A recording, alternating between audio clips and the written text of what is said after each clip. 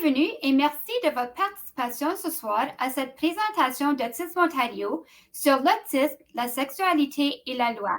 Aspects juridiques et interventions éducatives adaptées par Isabelle Hainaut, docteur, psychologue et sexologue. Nous commencerons ce soir en discutant de la plateforme. Pendant la présentation, s'il te plaît, mettez vos questions dans la boîte questions-réponses pour qu'Isabelle puisse vous les répondre à la fin de sa présentation. Avant de commencer, nous souhaitons aborder quelques questions pratiques. À Autisme Ontario, nous sommes conscients de la puissance des mots et que le choix des thèmes employés lorsqu'il est question d'autisme fait actuellement l'objet de discussions délicates et importantes. L'autisme n'a pas la même signification pour tout le monde. Les professionnels de la santé ainsi que les chercheurs et chercheuses peuvent en parler d'une certaine façon, tandis que les autoreprésentants et autoreprésentantes et les membres de la famille auront leur propre façon d'en parler. Pour désigner la population autiste, on entend deux expressions ou formulations. La première est le langage axé sur la personne d'abord. Par exemple, personne avec autisme, qui postule que l'autisme est un trait distinct de la personne et ne la définit pas. D'autre part, le langage axé sur l'identité d'abord, par exemple, personne autiste ou autiste, suppose quant à lui que l'autisme est une composante importante et indissociable de l'identité d'une personne. Pour respecter les deux points de vue, les deux expressions seront employées dans la présentation d'aujourd'hui. Nous vous encourageons cependant à toujours vous enquérir de la préférence de la personne à qui vous parlez. Pour plus d'informations sur l'utilisation du langage à Autisme Ontario, je vous encourage à consulter la déclaration sur le langage publiée en 2022. Les opinions exprimées dans cet exposé sont celles des personnes qui présentent et ne reflètent pas nécessairement celles d'Autisme Ontario. Autisme Ontario ne fait aucun produit, thérapie, opinion, service ou personne en particulier. Nous appuyons toutefois votre droit à l'information. Autisme Ontario a la ferme conviction qu'il est important de faire vos propres recherches et de prendre vos propres décisions éclairées. Nous vous rappellerons qu'au cours de cette présentation, nous nous efforcerons de répondre à toutes vos questions, mais nous ne serons pas en mesure de répondre aux questions qui concernent spécifiquement votre enfant. Il est toujours bien bon de consulter votre médecin ou votre pédiatre avant d'appliquer une stratégie ou une intervention de manière à exclure toute fracture médicale ou problème de santé qui pourrait jouer un rôle. Nous espérons que vous apprécierez la présentation d'aujourd'hui et nous vous remercions à nouveau de vous joindre à nous. On commence. Voici le docteur Isabelle Hainaut. Oui, bonjour, bonsoir. Je veux juste m'assurer que tout fonctionne bien. Mélanie, merci beaucoup pour cette introduction. Je suis ravie d'être avec vous pour discuter ce soir d'un sujet qui est très important, l'autisme, la sexualité, la loi. Donc, ça fait plusieurs années que je travaille comme témoin expert à la Cour pour, bien sûr, expliquer le profil des adolescents ou des adultes avec lesquels je travaille.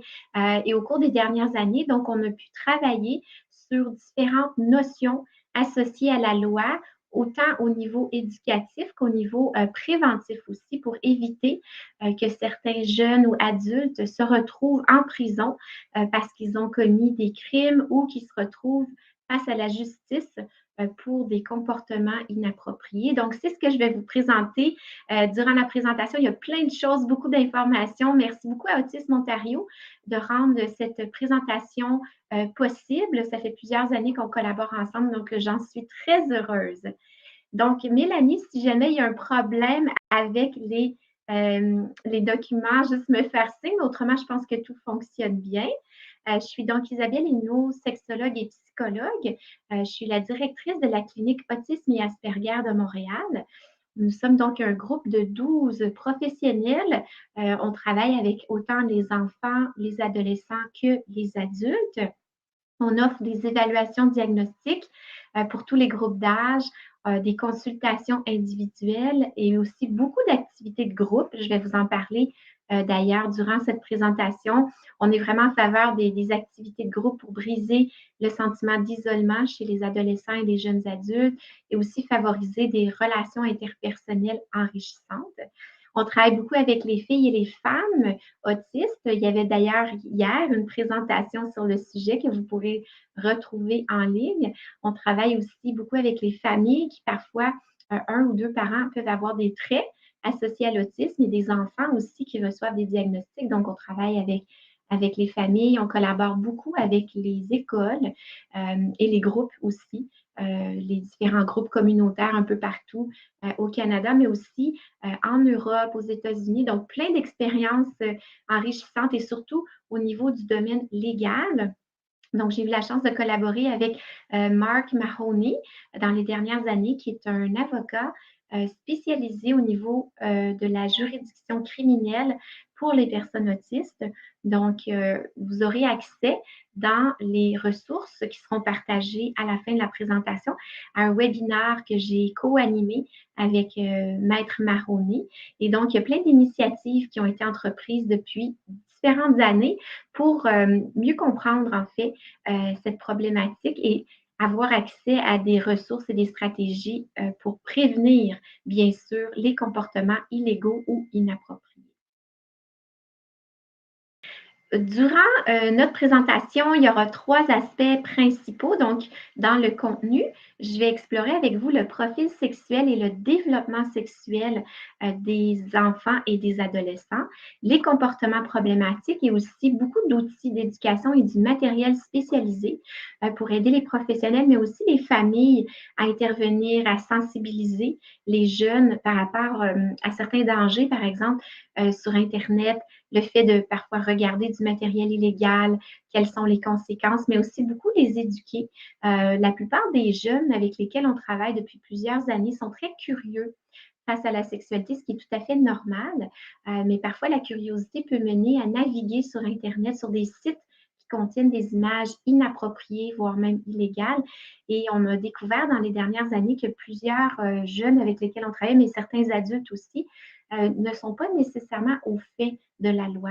Ils ne connaissent pas ce qui est légal, ce qui est illégal, et ils risquent de tomber dans ce que j'appelle les pièges d'Internet. Et donc, le but de la présentation, c'est vraiment de les sensibiliser, de les éduquer et de donner des outils aux professionnels et aux parents. J'ai déjà consulté certaines questions qui ont été envoyées à l'avance. Je vous remercie beaucoup d'ailleurs. Et une des questions était vers quel âge est-ce qu'on doit commencer à explorer ou discuter le sujet? Et nous, en fait, on commence assez tôt. On ne va pas nécessairement parler de la sexualité de la loi à 7-8 ans, mais vers l'âge de 7-8 ans, on va, par exemple, explorer avec l'éducation sexuelle les endroits privés, les endroits publics, les parties du corps qui sont intimes. Donc, par exemple, je ne peux pas exposer des parties intimes de mon corps devant les autres ou personne n'a le droit non plus de toucher les parties intimes de mon corps. Donc, on travaille avec des collègues dans des écoles, par exemple à Montréal, et on enseigne aux jeunes élèves autistes, donc des notions de base qui vont leur permettre d'être en sécurité et aussi d'éviter les comportements inappropriés qui sont souvent dus à un manque de connaissances. Donc, depuis près de 20 ans maintenant, je m'intéresse beaucoup à la question de l'éducation sexuelle, tant au plan de la recherche que de la clinique. Et on a pu observer qu'une grande majorité d'élèves autistes ont peu de connaissances. Et parfois, il y a un peu cette idée de surprotection. Est-ce qu'on devrait aborder le sujet? À quel âge? Quand? Comment? Et parfois, les gens ont tendance à attendre. Mais si on attend trop, on augmente le risque d'avoir des comportements inappropriés ou d'être victime, parce qu'on sait que certains jeunes autistes peuvent avoir une certaine naïveté, vulnérabilité, faire confiance rapidement aux gens ou se retrouver en ligne à naviguer et à peut-être échanger des informations intimes sans comprendre les conséquences. Et donc, très tôt, l'éducation sexuelle, je le recommande, devrait faire partie du cursus ou du curriculum éducatif. On peut faire de l'éducation à la maison. Je vais vous proposer des stratégies et des programmes qui peuvent être débutés très tôt. On aime bien les utiliser aussi à l'école, dans la communauté et offrir donc un accès à l'éducation sexuelle, mais aussi à sensibiliser les jeunes en lien avec la loi. Il y a maintenant près d'un an, ça va faire un an à la fin du mois, on a publié avec des collègues le livre qui s'appelle L'autisme, la sexualité et la loi. Et le contenu de la présentation d'aujourd'hui est vraiment basé sur le livre. Je vais vous raconter la petite histoire de ce livre, donc qui a été publié en anglais il y a quand même quelques années, mais on a traduit tout le matériel éducatif, la philosophie d'éducation et aussi l'histoire de Nick Dobbin dans ce livre. Donc, l'histoire de Nick. Ça remonte à maintenant presque 12 ans. Nick Dobbin est un adulte autiste qui a fait plusieurs études avancées au niveau de la psychologie, au niveau de l'éducation adaptée aussi. Nick est donc un auteur prolifique. Il a donné plusieurs conférences aux États-Unis parce qu'il est américain. Et il y a donc quelques années, je reçois un coup de fil à la clinique et Larry Dobbin, qui est le père de Nick, était au bout du fil et bon, on discute ensemble. Il me demande, Isabelle, est-ce que vous connaissez mon fils Nick? Et j'ai dit, ben oui, moi j'ai déjà assisté à ses conférences, j'ai lu ses livres, fait que j'étais très flattée, en fait, de discuter avec son père et j'étais curieuse de voir pourquoi il me téléphonait. Mais en fait, son père m'annonce à ce moment-là que Nick est en prison aux États-Unis, qui a été arrêté par le FBI pour avoir téléchargé du matériel pornographique illégal. Là, j'étais extrêmement surprise parce que c'est pas du tout le profil prédateur qu'on connaît chez Nick Dobbin. Et là, son père m'explique en fait que Nick a longtemps été intimidé durant son parcours scolaire. Il a été aussi très isolé. Il n'a pas eu vraiment de relations interpersonnelles, amoureuses ou sexuelles durant tout son développement. Et éventuellement, il se questionnait sur ses goûts, ses désirs. Il est allé en ligne par curiosité et il est tombé sur des sites Internet parce que c'est souvent le cas, les jeunes et les adultes par curiosité. Encore une fois, ce n'est pas du tout par perversion, par idée de délinquantes, mais ils sont curieux, ils veulent apprendre sur la sexualité, mais dès qu'on va en ligne et qu'on clique sur sexualité ou des parties du corps ou comment avoir des relations sexuelles, malheureusement, on tombe sur des sites pornographiques. Et là, ce qui est arrivé à Nick, qui est d'ailleurs toute la première partie du livre, vous pouvez lire son récit si jamais ça vous intéresse. C'est très, très, très important d'ailleurs. Et donc, Nick a suivi un peu le piège, c'est-à-dire que quand on va en ligne et si on tombe sur des sites de pornographie, il y a souvent une bande en haut de l'écran, sur le côté de votre écran ou en bas, ou parfois ce qu'on appelle des pop-ups. C'est comme des petites bulles qui apparaissent. Et sur ces bulles, on invite donc la personne à cliquer pour en voir plus. C'est en anglais, click here for more. Viens ici pour en voir plus. Et donc, par curiosité, Nick a cliqué. Et dès qu'on clique, sur les bulles ou les barres, là, les barres transversales, on se retrouve assez rapidement sur du matériel qui est ce qu'on appelle la zone grise, semi-légale, c'est pas très clair et jamais, jamais ça va être indiqué que c'est illégal. Au contraire, il vous encourage à regarder ce matériel et là, en cliquant une autre fois, parce que des fois, d'un site à l'autre, ça nous mène à de plus en plus d'images, Nick s'est retrouvé à regarder du matériel inapproprié, ce qu'on appelle la pornographie juvénile. Juvénile qui indique donc l'âge de l'adolescence, entre souvent 12 à 15-16 ans. Et c'est pas du tout ce qu'il voulait regarder. Il a fermé son écran, mais le problème, c'est qu'une fois que vous regardez ou téléchargez du matériel illégal, l'adresse IP de votre ordinateur est captée par ce qu'on appelle le super système international. En plus, c'est partout dans le monde qui s'appelle comme Trojan. C'est comme une pieuvre géante avec des ramifications. Votre adresse IP risque d'être capturée et les prédateurs vont continuer de vous envoyer chaque jour des dizaines, voire des centaines d'images et de sites. Et donc, votre ordinateur va être bombardé. Le problème, c'est que une fois que vous avez entré dans ce système Trojan, c'est exactement le même système qu'utilise la cyberpolice pour justement attraper les prédateurs. Et donc, Nick s'est fait arrêter par le FBI quelques jours plus tard. Ils ont retrouvé sur son ordinateur du matériel illégal et il s'est retrouvé en prison. Et donc, son père me raconte l'histoire. Il me dit, Isabelle, en tant que sexologue, psychologue, ayant écrit beaucoup sur le sujet, il me demande si j'ai eu à travailler avec des adolescents ou des adultes qui sont dans des situations similaires. Et la réponse est oui. Donc, très régulièrement, j'ai soit des appels ou des courriels pour écrire des rapports, expliquer qu'est-ce qui est arrivé, les pièges d'Internet. Et le but, ce n'est pas d'excuser les comportements de Nick, par exemple, qui ne sont pas appropriés, mais surtout de sensibiliser les autres adolescents et adultes de ne pas tomber dans le même piège, en sachant très bien qu'une fois qu'on est sur les sites illégaux comme ça, on est vraiment pris. Et donc, son père me dit, Nick, passé des mois terribles parce qu'il était donc, il est finalement sorti de prison parce qu'il n'a pas été reconnu comme un prédateur, parce qu'il n'a jamais eu de comportement inapproprié, mais il est inscrit sur le registre des délinquants euh, américains. Et donc, ça, c'est vraiment, c'est une punition à vie. Et Nick ne peut plus sortir de plusieurs États parce que dans chaque État américain, les lois sont différentes par rapport au registre des délinquants. Donc, il y a certains États qui permettent de sortir, mais vous ne pouvez pas re-rentrer par la suite. Et donc, il y a seulement quelques États où Nick peut bouger. Et pendant cette période atroce de sa vie, Nick a eu l'idée d'écrire le livre, non pas pour défendre ce qu'il a fait, mais pour sensibiliser les professionnels, éduquer les jeunes et les adultes autistes, mais aussi donner espoir, développer des programmes, je vais vous en parler un petit peu plus tard, chose qu'on a fait depuis, et outiller les familles et outiller les adultes à mieux naviguer de façon sécuritaire sur Internet.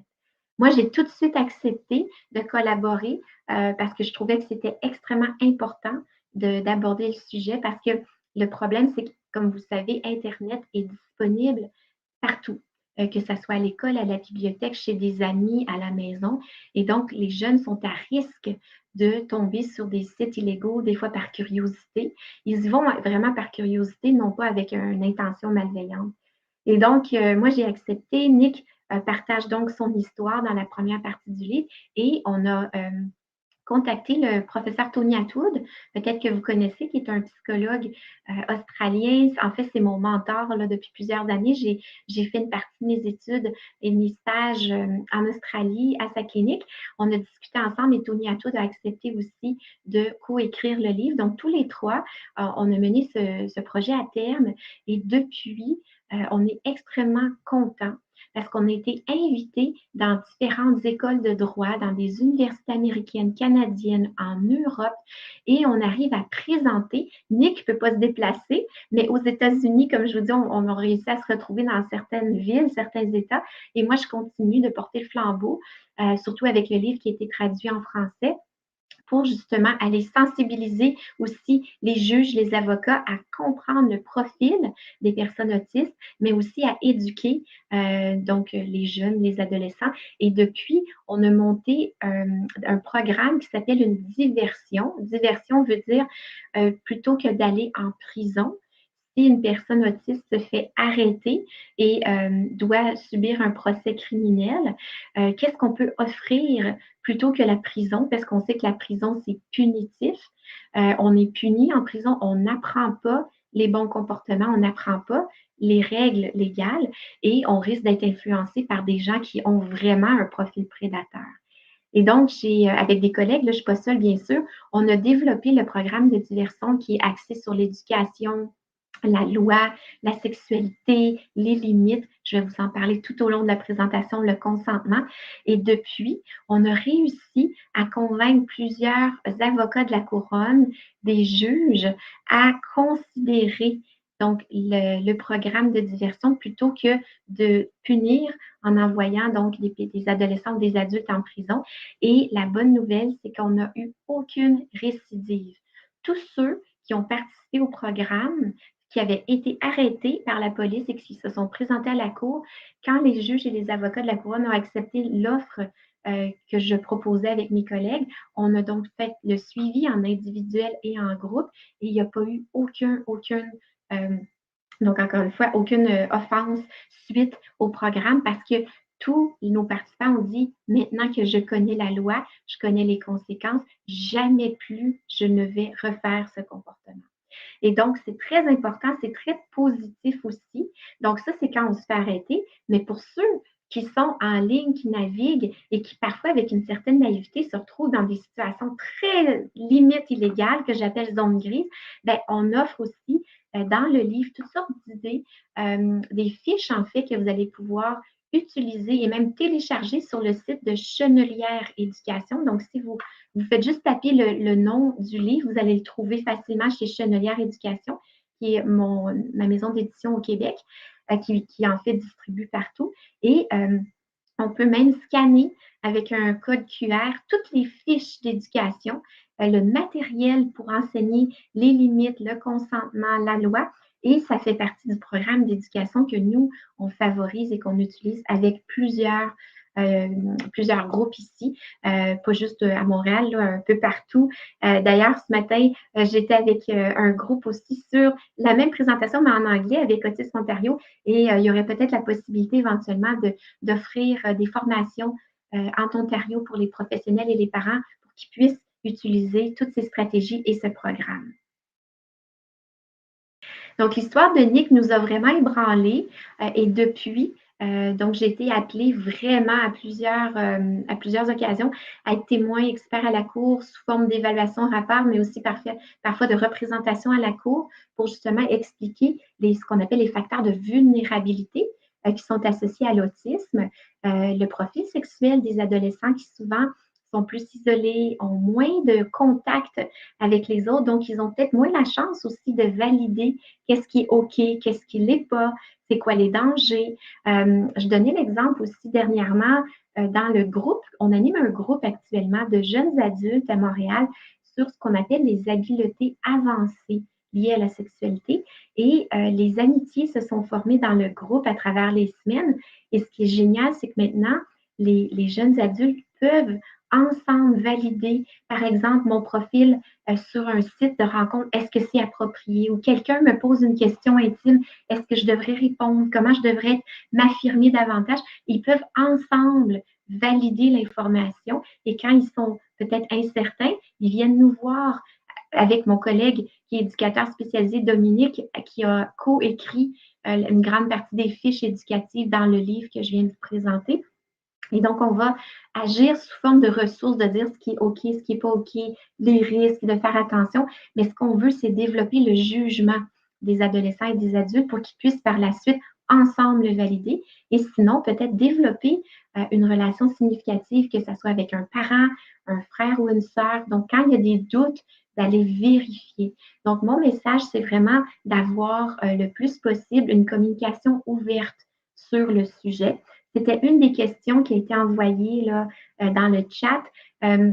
Donc, sans non plus leur faire peur, mais il faut leur donner l'information juste pour éviter qu'ils se retrouvent avec des conséquences parfois qui sont désastreuses et qui peuvent changer le cours de la vie de quelqu'un s'il y a une arrestation criminelle. Donc, l'éducation est souvent pauvre ou inexistante. Il y a vraiment des informations qui ne sont pas acquises. En travaillant beaucoup avec les groupes, on a découvert que la plupart ne connaissaient pas la loi, qu'est-ce qui est approprié, ce qui n'est pas. Donc, on a développé tout ce matériel pour leur enseigner. Je vais vous partager, bien sûr, là, durant la présentation. On travaille beaucoup à élargir le cercle social, travailler les habiletés sociales pour que les jeunes aient des expériences positives et qui soient moins dans l'anxiété sociale ou ce qu'on appelle aussi souvent l'anxiété de performance.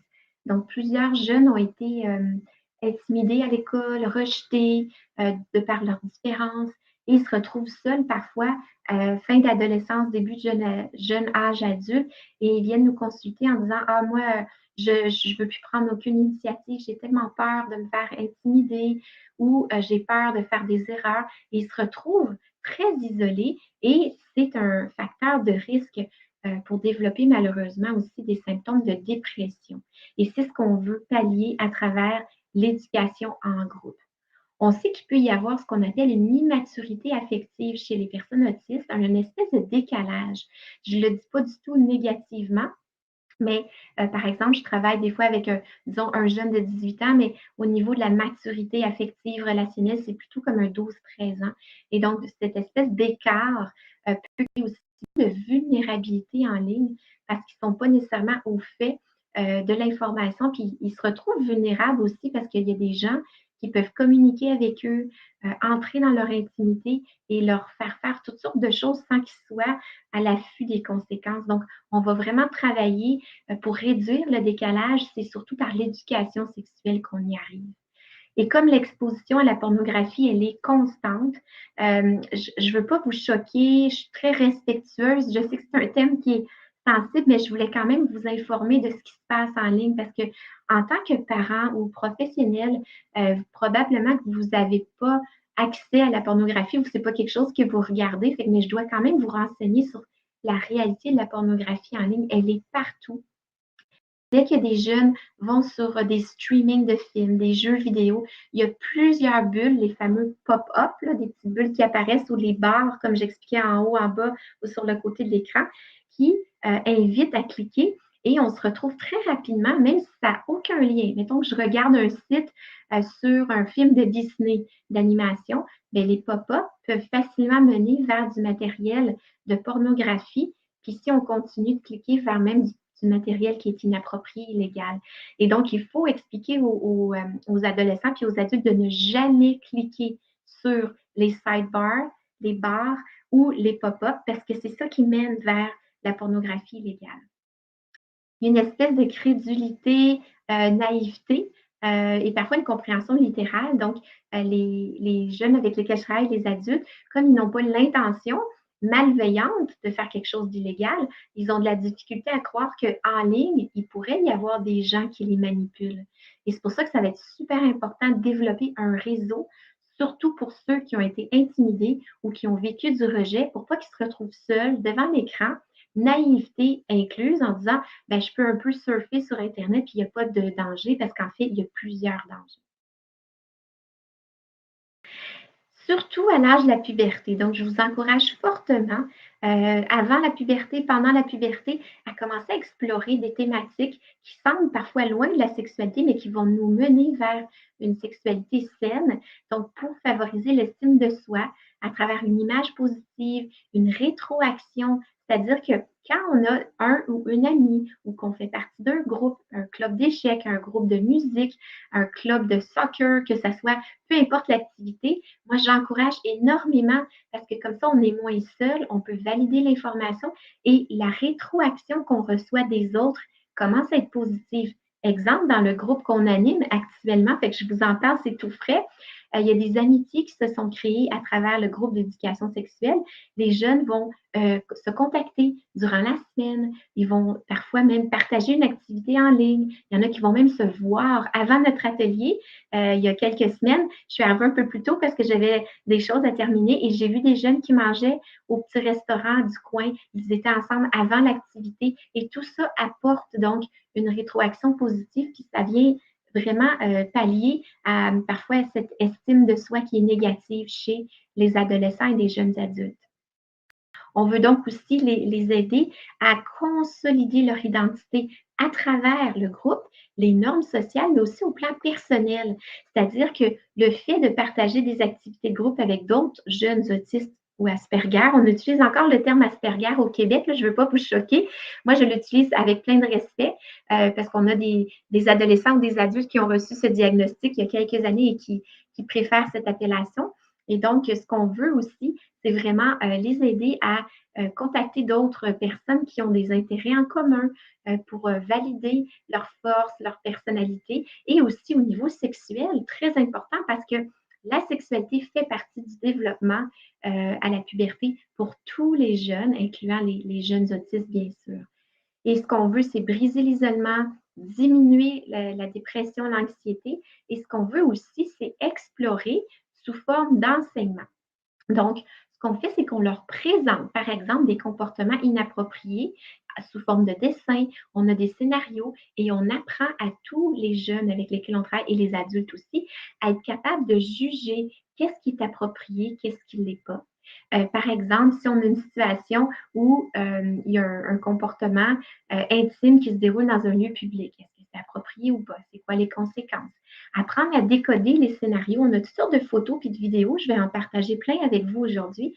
On regarde donc des photos et là, on analyse donc les émotions, la bulle de pensée, comment chacun se sent, et qu'est-ce qu'on peut faire dans une situation comme ça si ça nous arrive. Donc, si moi, je suis victime d'un commentaire inapproprié ou quelqu'un qui veut, par exemple, me toucher, puis moi, je veux pas, qu'est-ce que je dis, qu'est-ce que je fais, comment aller chercher de l'aide. Donc, on décode les situations et on leur apprend de façon plus, je dirais, autonome à reconnaître et réagir positivement à des comportements qui seraient inappropriés. Et ce qu'on veut, bien sûr, c'est éviter tout ce qui est, des fois, à la puberté comme comportement inapproprié sexuel, ou même parfois, on a des jeunes qui vont s'automutiler parce qu'ils vivent énormément de détresse. Certaines ont été victimes d'abus sexuels ou d'autres ont commis des gestes et ils peuvent s'automutiler aussi en réaction. Et donc, tout ce qu'on veut, c'est diminuer ces comportements inappropriés pour leur enseigner la santé sexuelle. Donc, les connaissances socio-sexuelles vont leur offrir des repères. On va leur enseigner les limites de la sexualité. Et comme ils ont moins d'expérience relationnelle, on va favoriser l'amitié. On commence toujours par l'amitié. On leur enseigne les étapes de l'amitié, les sujets de conversation, le type d'activité qu'on peut faire avec des amis. Puis par la suite, on leur enseigne les étapes des relations amoureuses. On ne va pas provoquer les relations amoureuses ou la sexualité, mais on va leur donner des repères. Donc, par exemple, dans notre groupe actuel, il y a une jeune femme qui demandait il y a quelques semaines, j'ai commencé à chatter en ligne avec quelqu'un que j'ai rencontré. Après combien de chats est-ce que je devrais accepter de rencontrer la personne? Donc, vous voyez, c'est des questions pratiques comme ça on veut répondre, s'assurer qu'elle connaît bien la personne, qu'elle n'a pas dévoilé d'informations intimes et aussi, si elle accepte de voir la personne, d'être accompagnée, d'aller dans un lieu public, de jamais aller visiter quelqu'un dans son appartement sans connaître la personne. Et donc, c'est tout cet aspect de sécurité parce qu'on a des jeunes et des adultes qui se sont retrouvés dans des situations vraiment d'abus parce qu'ils n'avaient pas décodé l'intention des autres. Et là, ça m'amène vers un sujet qui est fort important, c'est ce qu'on appelle la théorie de l'esprit. Donc, la théorie de l'esprit que vous connaissez fort probablement, c'est la capacité de comprendre les pensées, les émotions puis les intentions de l'autre. J'explique toujours de façon, j'espère, la plus concrète possible. Donc, chaque personne, on a un peu ce qu'on appelle une bulle de pensée, comme un cartoon. Quand on regarde des bandes dessinées, il y a toujours des petites bulles. Bien, on apprend à décoder la bulle de l'autre. Et ce qu'on a observé avec les années, c'est que la plupart des personnes autistes ont un délai dans l'acquisition de la théorie de l'esprit. Ce que ça veut dire, il y a deux enjeux, c'est qu'ils ont de la difficulté à décoder les intentions des autres. Et s'ils n'ont pas développé la théorie de la pensée ou la théorie de l'esprit, c'est qu'ils ont tendance à projeter sur les autres leurs propres intentions, émotions. Et donc, ils se mettent aussi en situation de vulnérabilité. C'est-à-dire que si moi, imaginez, je suis autiste et quelqu'un vient vers moi et me dit viens, Isabelle, je t'invite à aller prendre un café à la sortie de telle activité. Puis si moi, je le prends de façon littérale, ben, je vais aller prendre un café, mais si moi, j'ai aucune intention envers la personne, je vais avoir de la difficulté à comprendre que l'autre personne pourrait avoir des intentions. Et donc, j'ai des jeunes femmes, des jeunes hommes qui se retrouvent dans des situations où l'autre personne a une intention sexuelle, mais la personne autiste, elle n'a jamais décodé. Fait que ça, c'est hyper important, mais aussi pour ne pas projeter sur l'autre mes intentions, parce que justement, j'ai mal décodé. Et donc, ce que ça fait de ce côté-là aussi, une autre conséquence, c'est que si, par exemple, je prends l'exemple de moi, là, si j'ai pas ou pas bien assez développé la théorie de la pensée et que je tombe amoureuse de quelqu'un, ben, je vais prendre pour acquis que l'autre personne aussi est amoureuse de moi et donc je pourrais aller parler de sujets inappropriés, intimes ou même vouloir peut-être embrasser la personne sans vérifier son consentement.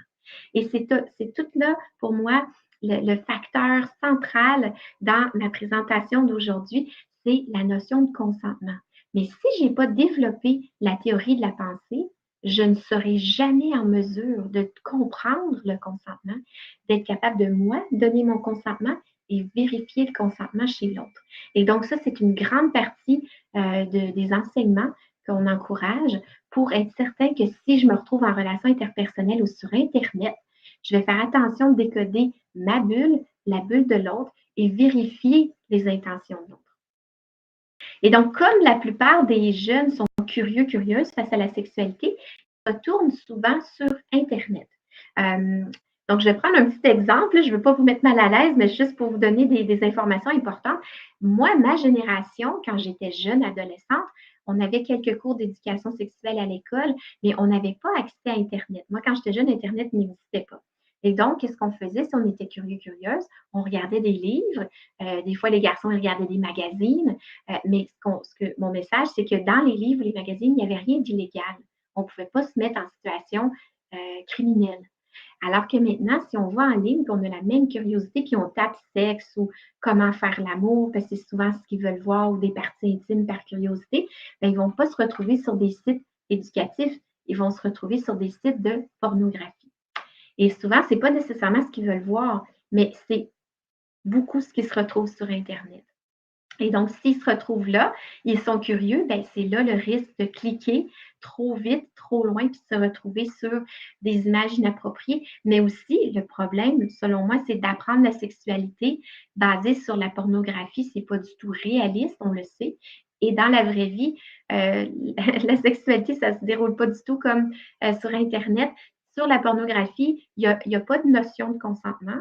Il n'y a pas d'utilisation de condoms, de préservatifs, et souvent, il y a beaucoup de violence. Et donc, si c'est un modèle de sexualité, ben, c'est un très mauvais modèle pour les jeunes et les adultes. Donc, pour contrebalancer leur curiosité, ben, il faut leur présenter du matériel adapté. Et donc, j'ai mis sur pied avec mon collègue Dominique, ça c'est important que je le mentionne, Dominique Daunet, qui est l'éducateur spécialisé de notre clinique, toute une liste de sites Internet éducatifs avec tous les sujets. Donc, que ça soit la contraception, les étapes des relations, que ça soit la sécurité en ligne, l'amour, l'amitié. On a donc tout un répertoire de sites éducatifs. Et donc, c'est ce qu'on présente aux jeunes parce qu'ils sont curieux. On va leur montrer du matériel adapté et on va répondre à leurs questions. On va présenter aussi des sites qui sont interactifs. Je vais vous les présenter à la fin de notre session d'aujourd'hui, où ils peuvent apprendre à décoder la cyber-intimidation, la cybersexualité inappropriée, par exemple. Je m'excuse. Et donc, on va leur apprendre avec toutes sortes de méthodes différentes, des vidéos, des vignettes, des mises en situation, et ça va leur permettre justement de contrebalancer le risque de tomber sur de la pornographie et encore une fois d'apprendre la sexualité de façon complètement là, inadéquate.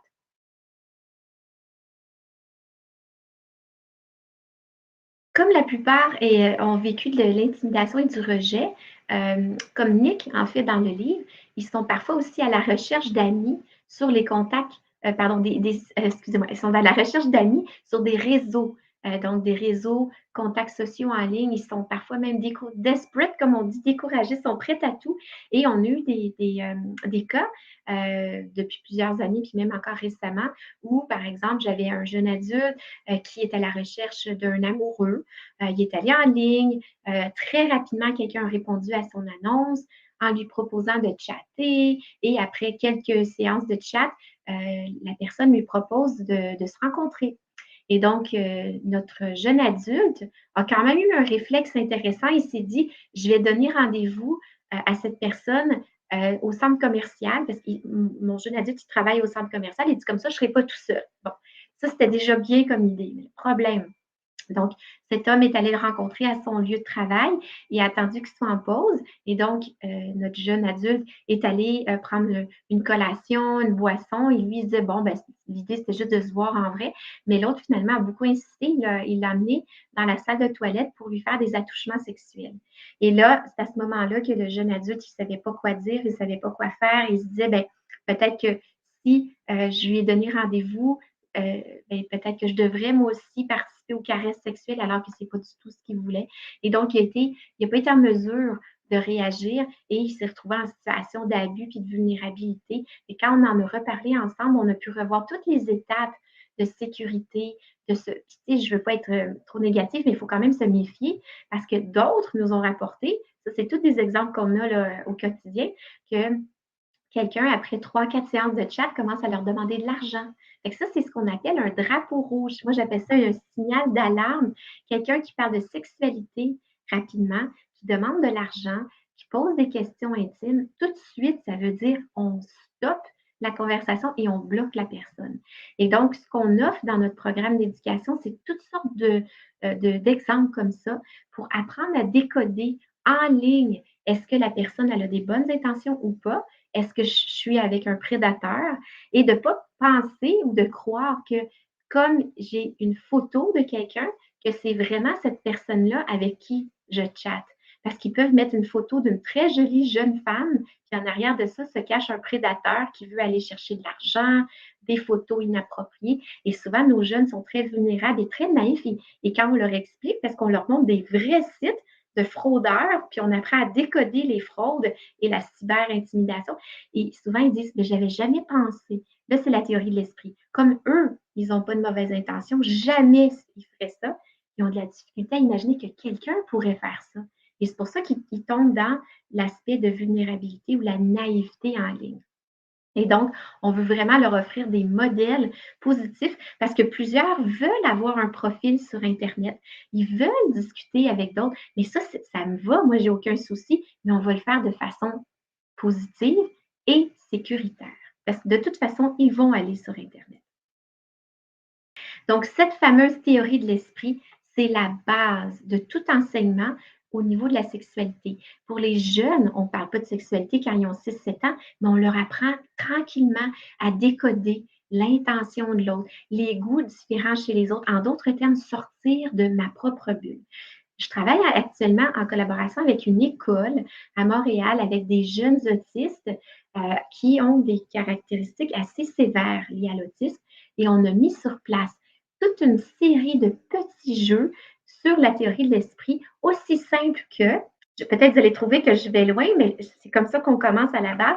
Par exemple, moi, j'aime le chocolat, mais ça ne veut pas dire que mon ami aime le chocolat. Peut-être que mon ami préfère manger des chips. Alors là, ça, c'est quand c'est les gâteries. Là. Moi, j'aime manger des bâtons de carottes, mais peut-être que mon ami n'aime pas manger les carottes.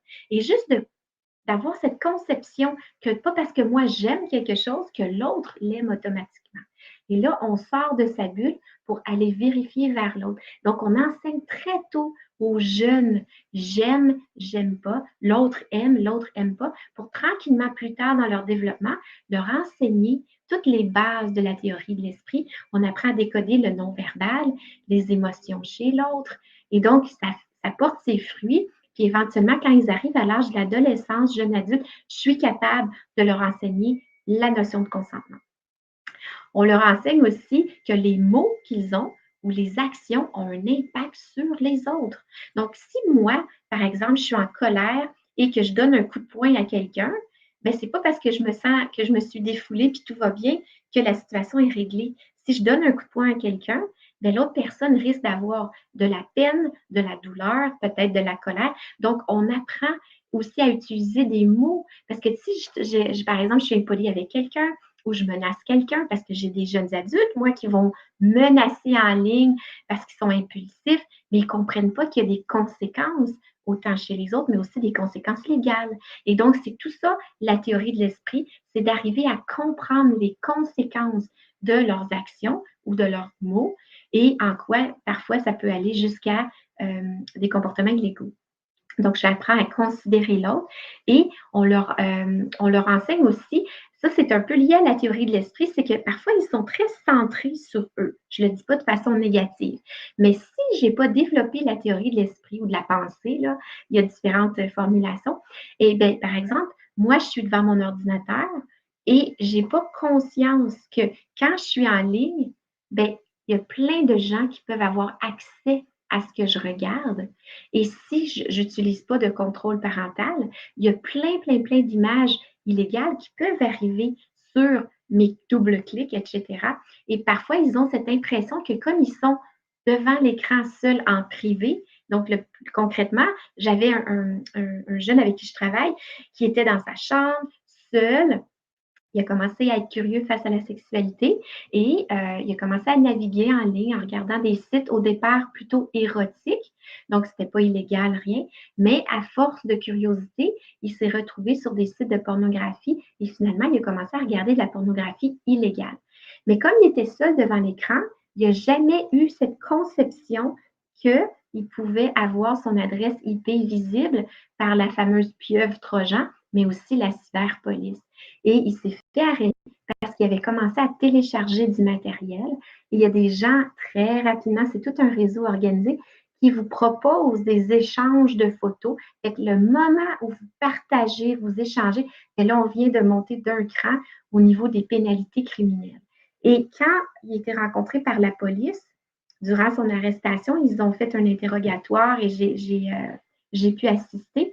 Et il expliquait de façon très naïve que comme il était seul, il ne pensait pas que ça pouvait créer un tort et il n'a jamais compris les conséquences de, premièrement, son visionnement au niveau légal, mais aussi les conséquences des jeunes qui sont en scène sur les sites inappropriés, comme quoi que ce sont des victimes au niveau de la sexualité. Il n'avait jamais pensé à ça. Et donc, on va travailler les conséquences chez les autres. Donc, si il y a des règles à suivre au niveau de l'âge, bien, si quelqu'un se retrouve sur des sites pornographiques juvéniles, c'est ça souvent qui est le fléau actuel, donc adolescents, mais ces adolescents, ils ne sont pas là par plaisir, ils ne sont pas là parce qu'ils n'ont rien à faire dans la journée. C'est des formes d'extorsion puis d'abus sexuels. Donc, c'est super important de réexpliquer la conséquence légale, mais la conséquence aussi sur autrui, donc l'autre personne qui est dans une situation de vulnérabilité sexuelle. Et parfois aussi, j'ai des jeunes et des adultes qui se sont fait arrêter. Là, je vous donne vraiment toute l'information. C'est important que je le dise. Et dans certaines mises en scène de pornographie illégale, les jeunes qui sont en scène sourient. Ils peuvent sourire ou avoir une espèce d'impression d'avoir du plaisir. Et donc, la personne autiste peut croire que la personne n'est pas là par extorsion, mais qu'elle est là, vraiment là par plaisir parce qu'elle sourit. Mais alors que non, pas du tout, c'est des mises en scène, puis souvent ils sont forcés, vous le savez. Mais c'est des choses qu'on doit leur expliquer parce qu'ils n'ont pas ces notions de base et c'est vraiment, vraiment important. Et ça va nous mener vers ce qu'on appelle la notion du consentement sexuel. Pourquoi la pornographie actuellement, elle est si convoitée malheureusement? C'est que c'est visuel, c'est rapide et souvent, ça entraîne une excitation sexuelle. Donc, à la base, d'être excité sexuellement, c'est pas inapproprié, mais il faut être sûr de regarder du matériel adapté. Et plusieurs sont très curieux, je l'expliquais plus tôt, et leur curiosité initiale, elle n'est pas malsaine. Puis je vous le dis tout de suite, je ne veux surtout pas vous choquer, mais les adolescents et les adultes avec lesquels on travaille, ils nous demandent, ils me disent, Isabelle ou Dominique, on veut savoir comment les gens y font l'amour. C'est quoi avoir une relation sexuelle? Dans notre groupe, dernièrement, il y avait un adulte qui a reçu un diagnostic de haut niveau de fonctionnement Asperger, très brillant, il est au collège et il a tout de suite levé la main quand on parlait des étapes des relations. Il dit oui, oui, les gens qui font l'amour, ils se retrouvent dans un lit, ils se déshabillent, ils se couchent ensemble dans le lit. Et c'est tout. Il n'y avait aucune espèce d'idée de qu'est-ce qui se passe en dessous de la couverture. Et donc, vous voyez, manque d'informations. Là, moi, mon but, ce n'est pas de les encourager à avoir des relations sexuelles, loin de là, mais d'avoir des informations. Parce que s'ils sont curieux, puis ils vont en ligne, puis ils cliquent sexe ou relations sexuelles, bien, ils vont tomber sur de la pornographie. Et donc, ce qu'on va faire, c'est qu'on va leur enseigner avec du matériel éducatif les étapes des relations selon leur âge, bien sûr, et leur niveau de fonctionnement. Mais qu'est-ce que c'est que d'avoir une relation sexuelle? Parce que j'en ai d'autres qui se sont retrouvés en ligne. Il y a des gens qui avaient proposé des relations sexuelles, mais ils ne savaient pas c'était quoi et ils ont dit oui. Pour eux, relation sexuelle, j'ai une jeune femme, elle croyait que c'était embrasser, puis faire des câlins. Et donc, elle s'est retrouvée en ligne à chatter, puis quelqu'un a dit j'aimerais avoir du sexe avec toi. Et elle a pensé que c'était embrasser, faire des câlins. Et donc, elle s'est retrouvée dans une situation complètement inappropriée. Donc, ça va être hyper important. Et on leur dit, quand c'est écrit cliquez ici ou click here for more, viens me voir ici, ne pas jamais, jamais, jamais cliquer sur les pop-up ou les sidebars. La pornographie juvénile est très ambivalente pour nos jeunes autistes Asperger, puis même certains jeunes adultes, parce qu'ils me disent, Isabelle, les sites souvent en ce moment les plus populaires, ce qui est terrible et inapproprié, c'est ce qu'on appelle teen porn, la pornographie d'ado. Donc, il y a parfois des sites avec des jeunes hommes et femmes de 18, à peine 18-19 ans, mais qui s'habillent comme des adolescents et qui se retrouvent dans des sites comme ça où c'est comme si on faisait un peu la propagande de la sexualité adolescente, ce qui est tout à fait illégal et inapproprié. Et donc, nos jeunes qui voient ça, parfois, ils vont mal juger l'âge en disant, ben, si c'est accessible, c'est gratuit, c'est en ligne, ça doit être légal. Et là, c'est là qu'on s'est rendu compte que la plupart ne savaient pas que c'était illégal. On a eu un cas il y a quelques années où c'est un adulte autiste qui a téléchargé des images de pornographie juvénile. Il s'est fait arrêter. Une fois en cours, il voulait défendre son cas lui-même. Il n'a même pas pris d'avocat. Et ce qu'il avait à dire pour sa défense, c'est qu'il n'avait jamais utilisé sa carte de crédit en ligne. Et là, le juge ne comprenait pas pourquoi cet homme-là parlait de sa carte de crédit. Il dit, je ne comprends pas où vous voulez en venir. Et l'homme, il plaidait pour sa cause en disant, j'ai vu des images, mais je n'ai jamais mis ça sur ma carte de crédit. Ils lui ont demandé, mais qu'est-ce que vous voulez dire par là, monsieur? Et il a dit, quand les sites sont illégaux, il faut payer. Donc, il y avait cette fausse impression que les sites illégaux sont payants, alors que non, ils sont gratuits, ils sont accessibles, ils se retrouvent sur plein de plateformes. Et donc, le juge a été très, je trouve, sensible et clément, et lui a dit, je pense qu'on devrait procéder à une évaluation. Je crois que cet homme a des traits autistes. Et donc, un de mes collègues a évalué cet adulte qui, oui, en fait, il est autiste et à travers sa grande vulnérabilité, naïveté, mais plutôt que de l'envoyer en prison, le juge et la couronne, la défense, en fait, ont été très ouverts pour lui donner accès à un programme de diversion. Je vais vous expliquer un petit peu plus tard c'est quoi la diversion, mais c'est l'éducation puis la prise en charge positive.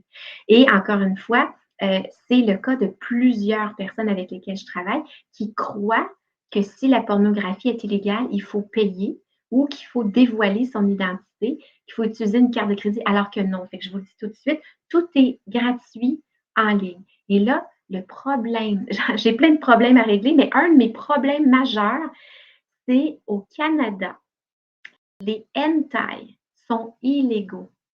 Les hentai sont des mangas sexués. Donc, je pense que vous connaissez peut-être les mangas. La communauté autiste raffole des mangas. Ce sont des animés japonais. Donc, c'est des dessins, des cartoons japonais. Mais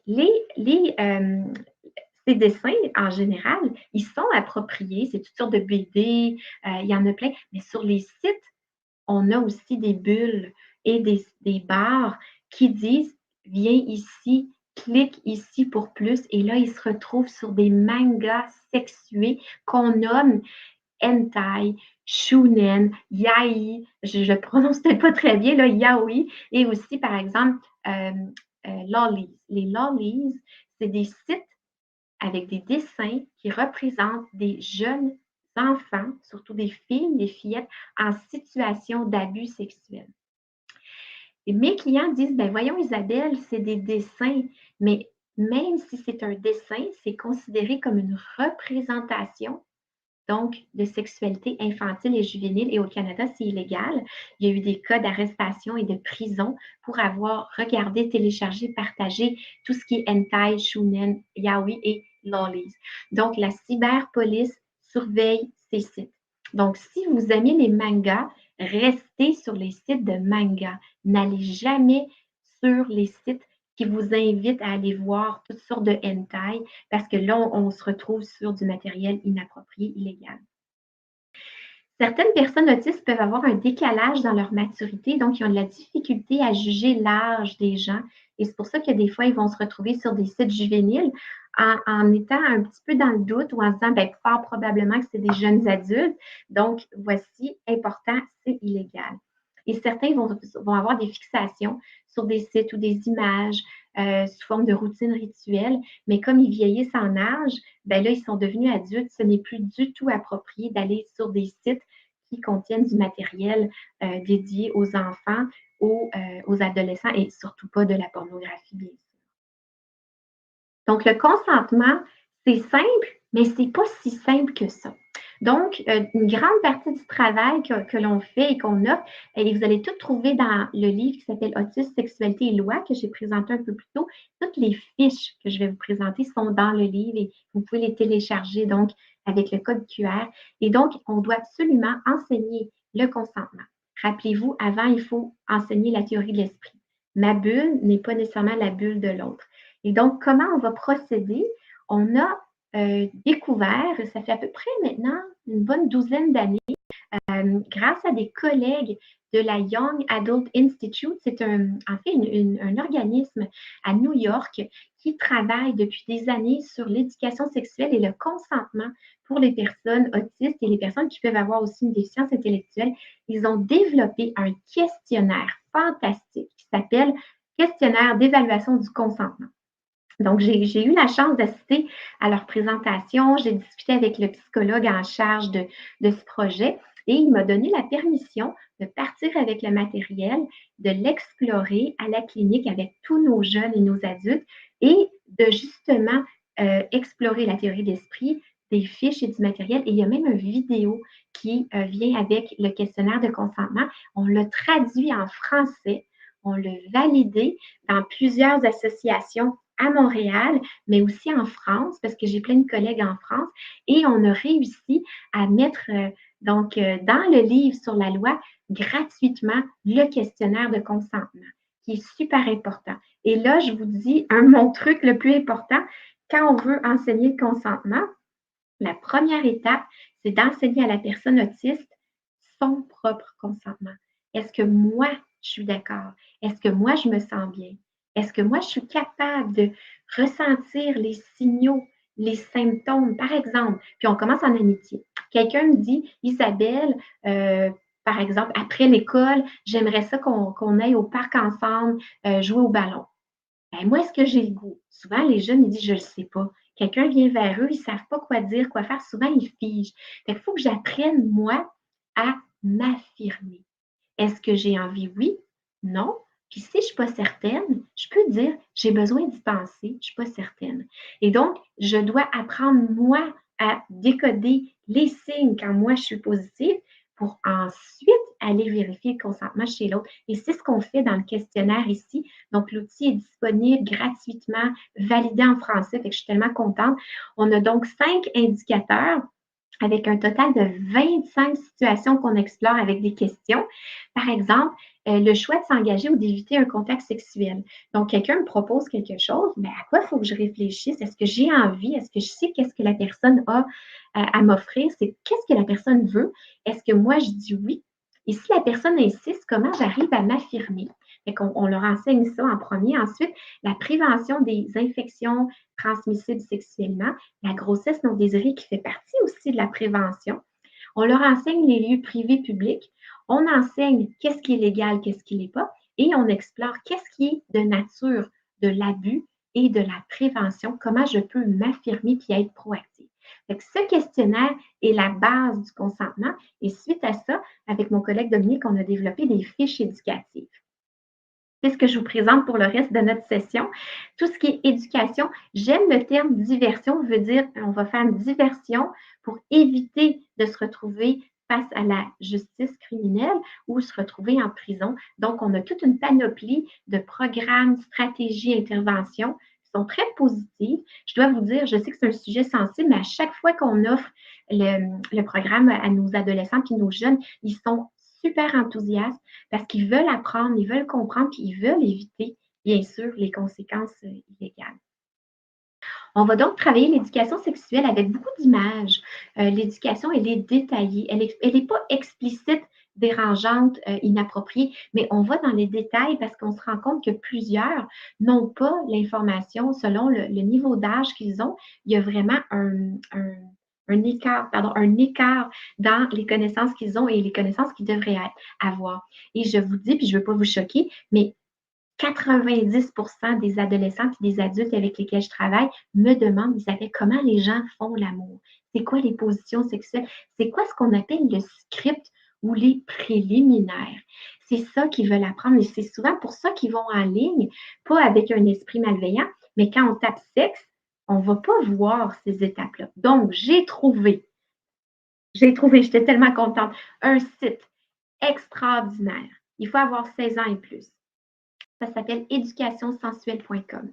Vous pouvez accéder à ce site. Il y a une série de cours vidéo qui illustre de façon tout à fait éducative et appropriée les étapes des relations.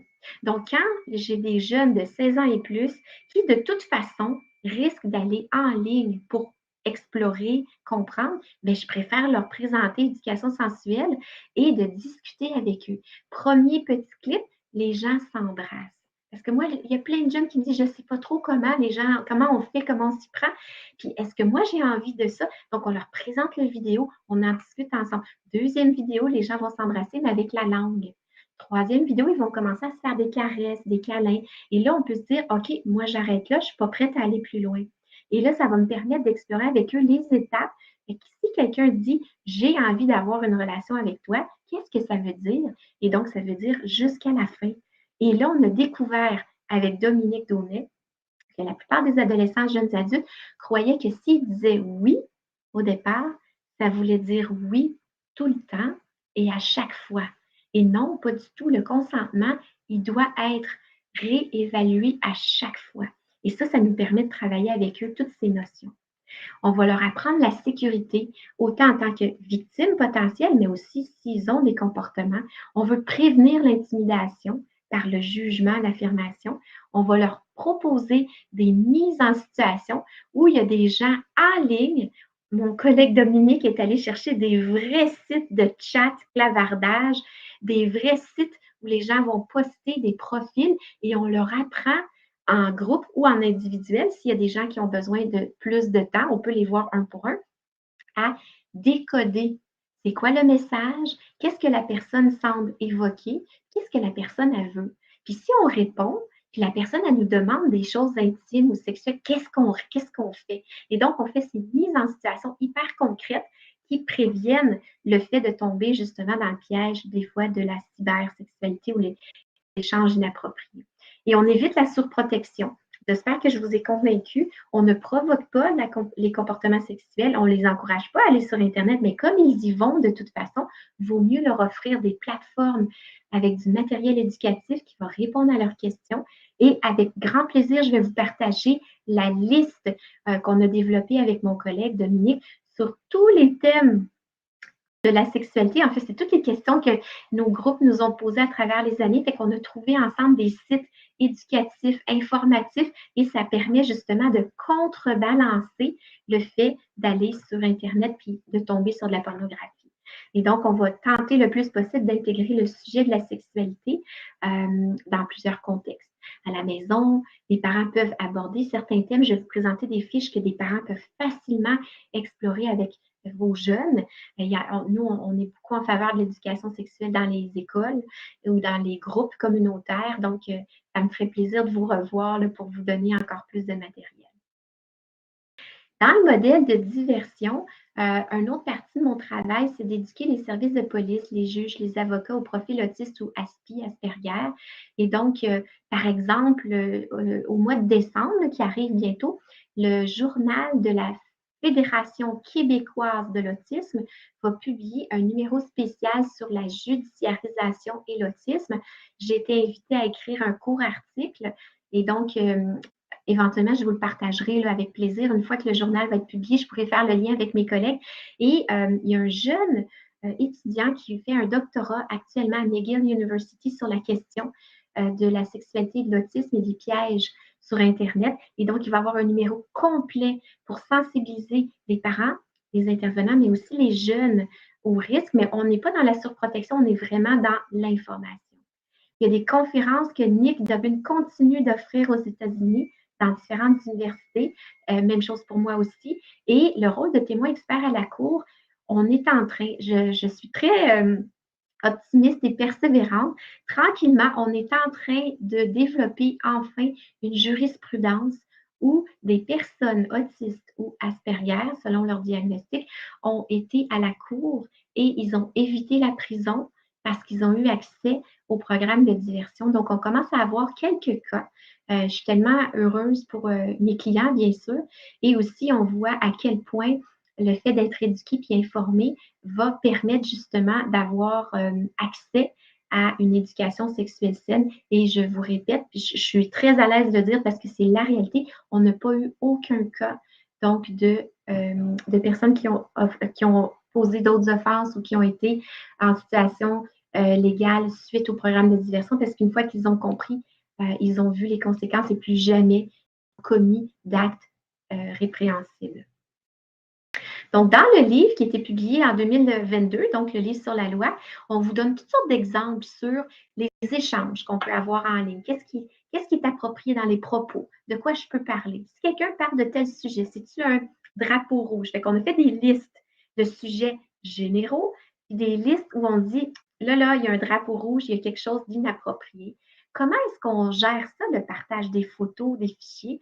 Par exemple, si moi, là, je fais partie d'un projet de théâtre, j'ai envie de partager des photos. Est-ce que c'est approprié? Oui, dans tel contexte. Mais s'il y a des photos, quelqu'un me dit, parce que c'est nos clients là, qui nous racontent les histoires, quelqu'un me propose de m'envoyer une photo de, par exemple, c'est un jeune avec qui je travaille, une fille de l'école a dit, j'aimerais bien qu'on devienne copain-copine, amoureux, je vais t'envoyer une photo de moi en petite tenue. Et il reçoit la photo de la fille, il la connaît, elle est dans sa classe et tout, et en petite tenue. Et elle lui dit, en échange, j'aimerais que tu m'envoies des photos de toi en petite tenue, en culotte, puis peut-être même si on peut voir un petit peu tes organes. Et là, lui, il hésitait un peu, il s'est dit, comme c'est elle qui me demande, en fait, elle me donne son consentement. Donc, il lui a envoyé une photo de lui à moitié nu. Et bien sûr, ce qui est arrivé, c'est que toute l'école a vu la photo. La photo, elle a été partagée avec tout le monde. Il y a eu plein de problèmes. Et donc, de ne pas jamais, jamais, jamais, sous aucune circonstance, envoyer des photos partielles ou de nudité complète, même si c'est quelqu'un qu'on croit connaître, parce qu'on ne sait pas comment la photo peut circuler par la suite. Ensuite, on va explorer avec nos fiches éducatives comment on utilise les médias sociaux, Facebook, etc. Maintenant, il y en a tellement, Snapchat, etc. Qu'est-ce qui est approprié, qu'est-ce qui ne l'est pas comme contenu?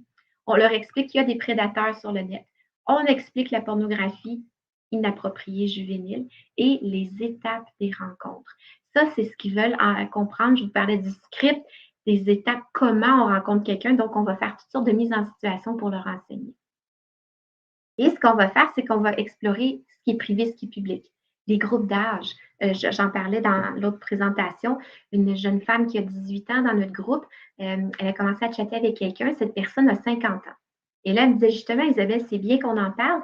Qu'est-ce que tu penses du message? Puis moi, je leur dis toujours, dans le cas de doute, là, allez vérifier avec un frère, une sœur, votre parent, peut-être un professionnel que vous connaissez. Et là, elle m'a montré les propos que cet homme de 50 ans tenait, qui était, selon moi, complètement en dehors des limites.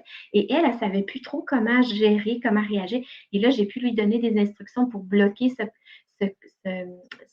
homme-là, parce que c'est clair qu'il commençait à aller au-delà des limites. Et là, ce qui est génial, c'est que quand on travaille avec eux en groupe, ça, c'est toujours pour moi l'idéal, c'est que maintenant, ils peuvent vérifier ensemble. Donc, ce qu'on fait, c'est qu'on leur donne du temps avec mon collègue, Dominique, qui est toujours présent dans les groupes. Et là, on va leur donner le temps de vérifier ensemble. Regarde mon profil. Voici ce que je donne comme information. Est-ce que c'est approprié? Est-ce que c'est dans les limites? Ah, j'ai reçu un chat de quelqu'un. Est-ce qu'on commence à être peut-être dans le red flag, le drapeau rouge? Ils peuvent commencer à s'entraider, à s'aider mutuellement pour dire qu'est-ce qui est approprié, qu'est-ce qui n'est pas. Et en cas de doute, ils viennent confirmer avec nous. Donc, ça, c'est vraiment toute une valeur ajoutée. Ensuite, il y avait une question dans le chat, je suis contente, je vais en parler tout de suite, le contrôle parental. Il y avait une question, est-ce que je suggère un contrôle parental plutôt qu'un autre? En fait, non. C'est très facile.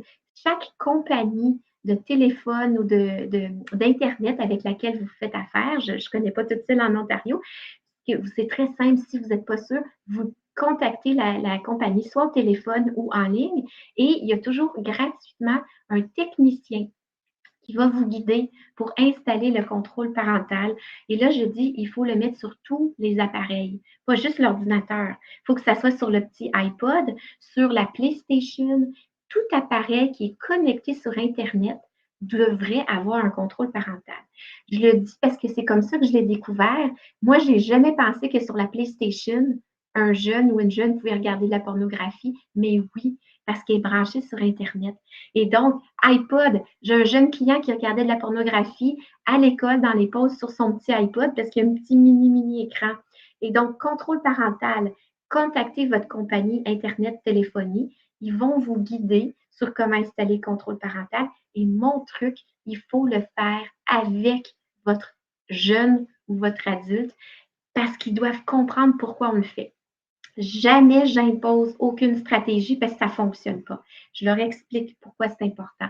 Le contrôle parental va filtrer les sites Internet illégaux, juvéniles, infantiles, avec des animaux, les hentai, tout ça vont être bloqués à 99 Et donc, ça va protéger les appareils, ça va protéger les personnes aussi. Et on le fait ensemble parce que si vous le faites sans prévenir votre jeune ou votre adulte, bien, il est possible qu'il ou elle le découvre et qu'il désamorce le contrôle parental parce que certaines sont très, très futés au niveau informatique et ils se rendent compte qu'il y a un contrôle parental puis sont capables de l'enlever puis de le remettre quand vous êtes proche. Donc, moi, c'est mes jeunes qui m'ont enseigné. Isabelle, on sait comment l'enlever. J'ai découvert que mes parents avaient mis un contrôle parental. Fait quand ils sont couchés le soir ou ils sont occupés, bien, moi, j'enlève le contrôle parental puis je regarde mes trucs. Donc, il ne faut pas faire ça. Il faut le faire avec la personne pour qu'elle comprenne l'importance. Ça, c'est super important. Les hentai, quand j'ai des jeunes qui me disent Ah, Isabelle, non, non, non, tu dis ça parce que tu veux nous faire peur, je leur dis ben écoutez, moi, je ne suis pas là pour vous faire peur, je suis là pour vous aider. Le premier cas qui a été recensé ici, au Québec, en 2017, la personne a eu 60 jours de prison et elle a dû s'astreindre à une période de probation de 2 ans assortie d'un suivi de 18 mois. Le jeune homme devait aussi être inscrit au registre de délinquants sexuels pendant 10 ans. Là, vous pouvez imaginer les conséquences quand on est sur le registre des délinquants. Au niveau des fois, il y a des activités auxquelles on ne peut pas participer parce que les gens peuvent demander avez-vous été déjà inscrit sur un registre?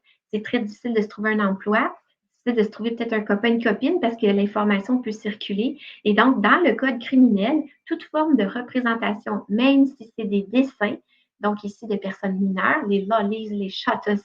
Là, je vous ai mis pas mal. Je vais mettre mes lunettes là, parce que c'est tous les sites que nos clients nous ont nommés. Donc, lollies, shotas, cubs, furry, enfants, young youth play, D-Lab, DLDB, tout ça sont des sites égaux au Québec, au Canada aussi, bien sûr. Donc, il faut le dire aux jeunes que s'ils vont sur ces sites-là, il y a des risques de se faire pincer par la cyberpolice.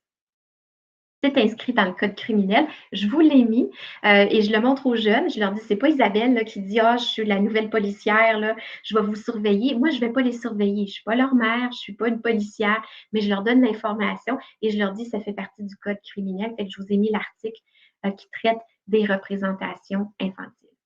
Et donc, dans nos fiches, je donne des exemples, je ne vais pas toutes vous les lire parce que je vois que le temps file, mais on leur donne des exemples. Qu'est-ce qui est approprié comme échange de messages? Par exemple, des photos de voyage, de vacances, inviter quelqu'un à une activité spéciale, peut-être des nouvelles au sujet d'un projet à l'école ou du travail. Fait qu'on leur donne des scénarios, puis on leur donne des exemples. Ça, c'est tout à fait positif, qui on les encourage d'ailleurs à rencontrer des amis, à chatter en ligne, mais avec du matériel approprié.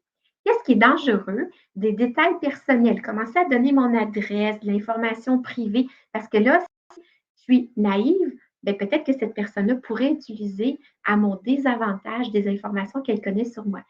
Photos intimes, non, non, non, jamais. Et tout contenu sexuel, donc c'est définitivement dangereux et voire même illégal. Les menaces de toutes sortes.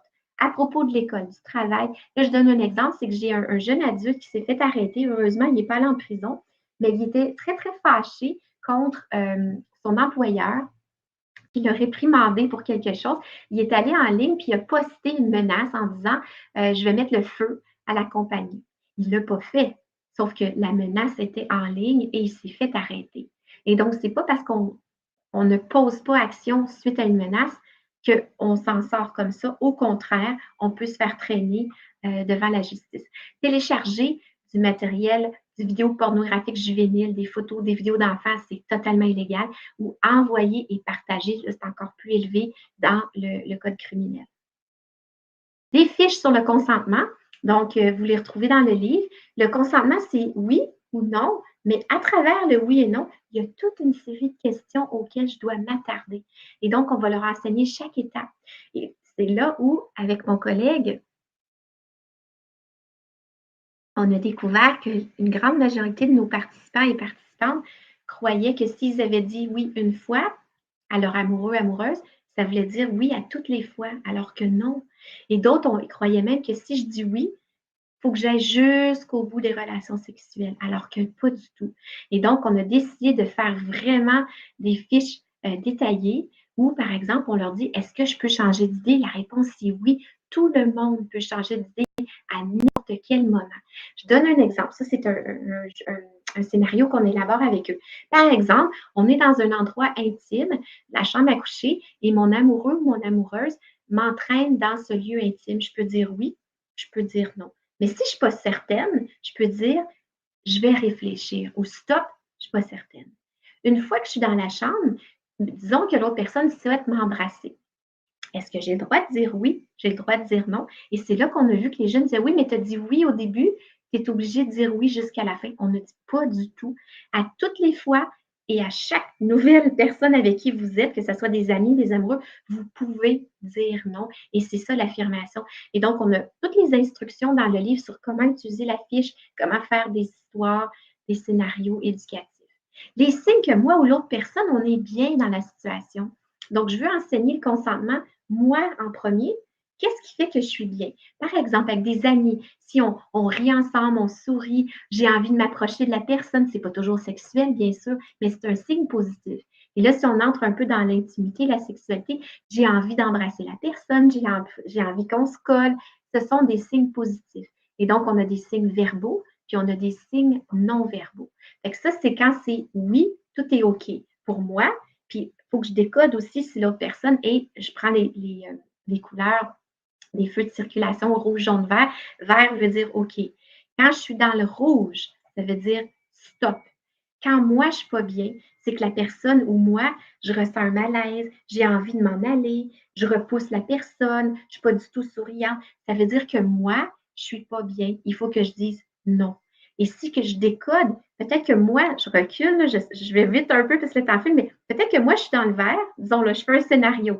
Moi, je suis intéressée par la personne, je suis de bonne humeur, je souris, j'ai envie de m'approcher, mais je décode que l'autre, elle ne l'est pas. Qu'est-ce que je dois faire? Je dois m'arrêter. Donc, c'est moi, mais c'est l'autre aussi. Donc, à travers tous ces scénarios, on va utiliser des photos, des vidéos et on apprend à décoder qui est dans le vert, qui est dans le rouge. Puis parfois, ils sont dans le jaune. Jaune veut dire attention, prends ton temps, réfléchis. Puis si tu n'es pas certain, c'est stop, c'est non. Et donc, on fait toutes sortes de mises en situation avec ce matériel. Et on leur apprend les mots d'alerte. Si quelqu'un me dit hey, stop, arrête, ça veut dire qu'il faut que j'arrête. Mais si moi, je ne suis pas à l'aise dans la situation, il faut que je dise non, stop. Je ne veux pas qu'ils apprennent tous les mots par cœur, mais je dis prenez-en un, puis ça peut juste être non, parce qu'on a découvert, là, je ne veux pas aller trop vite, mais je suis en train j'offre une formation à l'Université du Nouveau-Brunswick actuellement sur les traumas qui ont été vécus chez les personnes autistes et Asperger. Puis il y a tout un volet sur les maltraitances physiques, psychologiques et sexuelles. Et on a découvert à travers mes expériences cliniques, mes collègues, mais aussi la recherche, que les personnes autistes en situation d'abus ou de vulnérabilité ou de maltraitance ont tendance à figer. Et souvent, ils ne réagissent pas et ils ne disent pas, ils disent rien parce qu'ils ne savent pas quoi dire, quoi faire. Et c'est pour ça que je veux leur apprendre à être proactifs et proactive en disant non. Donc, dès que moi, je suis dans le rouge, je ne suis pas bien, mais il faut que je dise un mot. Si je travaille avec une personne qui est non-verbale, on va le faire comme ça, non-verbal. Fait qu'on a des mises en situation à travers des vidéos. Je vous propose un superbe site gratuit qui a été développé par le service de police de la ville de Montréal. C'est un jeu interactif sur l'intimidation et le cybersexe. C'est des cartoons, c'est tout en dessin. Et là, vous entrez dans le site et vous allez avoir toutes sortes de jeux interactifs. Je vous donne un petit exemple. Et les ados et les jeunes adultes qui trouvent ça super chouette. Donc, il y a un jeune homme là, qui est devant, c'est tout en dessin, le cartoon. Il est devant son Internet, il travaille ou il fait des recherches. Puis du coup, pouf, il reçoit une belle photo de sa copine qui lui dit ah, rappelle-toi notre soirée d'hier. Fait que là, on voit que c'est en dessin, là, puis c'est comme une petite une photo d'allure coquine. Je vais juste attendre, j'ai l'impression. Ah, je suis désolée, je crois que mon écran a figé. Je vais juste reprendre. Donc, ça semble être une photo coquine qu'il reçoit. Inquiétez-vous pas, on ne voit rien d'illégal. C'est le service de police qui le fait. Et là, il se pose la question qu'est-ce que je fais avec la photo? Est-ce que je la garde pour moi ou est-ce que je la partage avec tous mes contacts? Et là, on vous demande, est-ce qu'il devrait, oui, la partager ou non? Là, imaginez, vous cliquez non. Et là, il y a un petit policier qui va arriver dans l'écran qui va dire, ça, c'est inapproprié, c'est illégal, puis il vous explique toutes les lois et les règles que vous venez de transgresser en partageant une photo intime de quelqu'un. Donc, si vous cliquez, il faut qu'il la garde pour elle, le policier va dire bravo, tu viens de respecter l'intimité et tu devrais dire à ta copine de ne jamais envoyer des photos. Donc, il y a plein de jeux où il y a une interaction, c'est-à-dire qu'on doit répondre oui ou non et on a les règles. C'est super chouette comme jeu, fait que je vous propose surtout qu'il est gratuit et en français. Le livre que j'ai publié il y a plusieurs années, qui est vraiment pertinent pour l'autisme en général, tout le continuum, syndrome d'Asperger et sexualité. Donc, c'est un programme d'éducation sexuelle que j'ai développé il y a plusieurs années avec mon collègue Tony Atwood, le psychologue australien.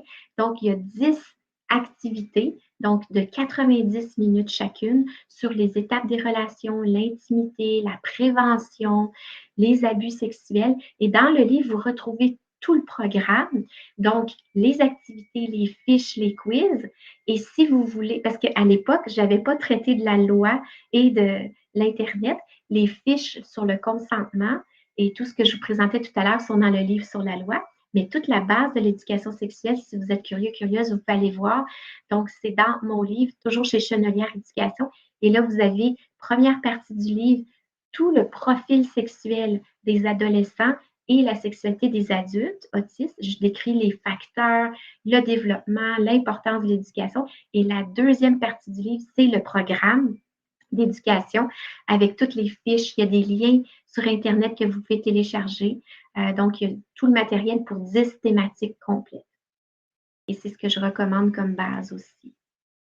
Et finalement, les résultats de l'éducation, les programmes de diversion, depuis qu'on fait des formations et depuis que je suis témoin expert à la cour, c'est qu'on a vu des beaux résultats. Les jeunes et les adultes apprennent qu'est-ce que l'intimité, les règles de l'intimité, les étapes des relations. On a diminué de façon très, très importante les risques d'abus, tant dans un comportement qui pourrait être jugé comme prédateur ou victime. Donc, les comportements inappropriés ont diminué parce que les jeunes et les adultes ont appris, ont compris les limites et aussi ça protège de l'abus sexuel parce qu'on est en mesure de donner son consentement et réagir. La sexualité saine, c'est quelque chose qu'on doit aborder parce que ça fait partie de la qualité de vie de toute personne autiste et c'est pour moi le message peut-être le plus important. On souhaite qu'ils aient des belles relations d'amitié. Certains, certaines vont vouloir développer des relations amoureuses, peut-être même sexuelles. Donc, il faut leur donner un cadre, des références et les protéger contre l'abus sexuel. Merci beaucoup pour votre écoute et je crois que Mélanie, tu vas revenir. Bonsoir tout le monde. Donc, j'aimerais te remercier, Dr. Hino, pour ton expertise pendant cette présentation magnifique. Il n'y a pas de questions à l'instant où Isabelle a répondu aux questions qu'on avait dans la boîte de questions-réponses. Vous avez quelques secondes à ajouter si vous avez des questions pour elle. Elle sera ici pour quelques minutes pour répondre à vos questions. Donc, si vous voulez ajouter quelque chose, n'hésitez pas. Et puis, elle sera là pour répondre à vos questions. Donc, Isabelle, il y a une question qui est rentrée. Est-ce que le consentement est dans le livre sur la loi? Oui, donc tout ce qui est fiche éducative, consentement, étapes, le questionnaire de consentement qu'on a traduit de la Young Adult Institute, c'est dans le premier livre que j'ai présenté, Autisme, sexualité et loi. Donc, tout ce qui est consentement est vraiment concentré dans ce livre-là. Et tout le reste de l'éducation sexuelle, c'est dans l'autre livre que j'ai présenté à la fin, qui est mauve, qui s'appelle Syndrome d'Asperger et sexualité. Puis, si vous voulez voir les livres que Isabelle a, vous pouvez les revoir dans la section de ressources. Si vous cliquez sur ressources, tous les livres que Isabelle a, les informations, la présentation, tout est dans cette section-là. Donc, vous pouvez avoir toute l'information qu'elle vous a présentée ce soir dans la section de ressources. Une autre question. Comment une maman autiste peut aider son fils ado autiste? Des fois, j'ai l'impression que c'est the blind leading the blind. Oh, c'est très touchant. Merci beaucoup de prendre le temps de nous écrire cette question. Ça peut être difficile parfois, puis je vous dis, tout parent peut trouver ça délicat, difficile. Souvent, les parents me disent, Isabelle, je ne sais pas trop par où commencer. Donc, c'est pour ça que j'ai mis une liste de ressources. Exemple, en tant que maman autiste, vous pourriez dire à votre adolescent d'aller voir le site de SPVM, les jeux interactifs. Et donc, vous allez avoir de l'information à date, tout à fait juste.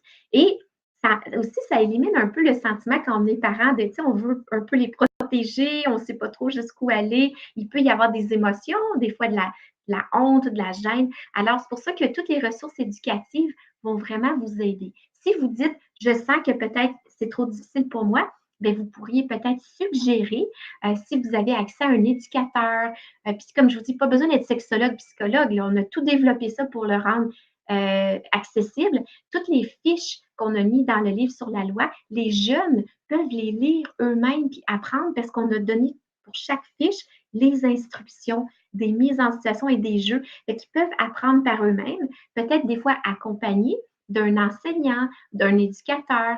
Et ce serait peut-être un souhait avec Mélanie, on en parlait tout à l'heure, peut-être qu'avec Autisme Ontario, on pourrait développer des sessions qu'on appelle Train the Trainers. On va donc, j'aimerais bien, là, je serais très heureuse, où on va passer du temps ensemble, où j'aborde tout ça en détail. Là, c'était très rapide, là, à 1 heure et demie, mais on vous offre tout le matériel, puis je vous explique comment l'utiliser, puis on fait un groupe mix de parents et de professionnels. Et donc, ça vous donnerait accès à un bassin de professionnels qui peuvent guider les adolescents ou même les adultes autistes dans toutes ces notions de consentement. Mais sinon, les fiches comme telles, puis les vidéos interactives que j'ai présentées seraient probablement une bonne étape pour commencer pour cette maman.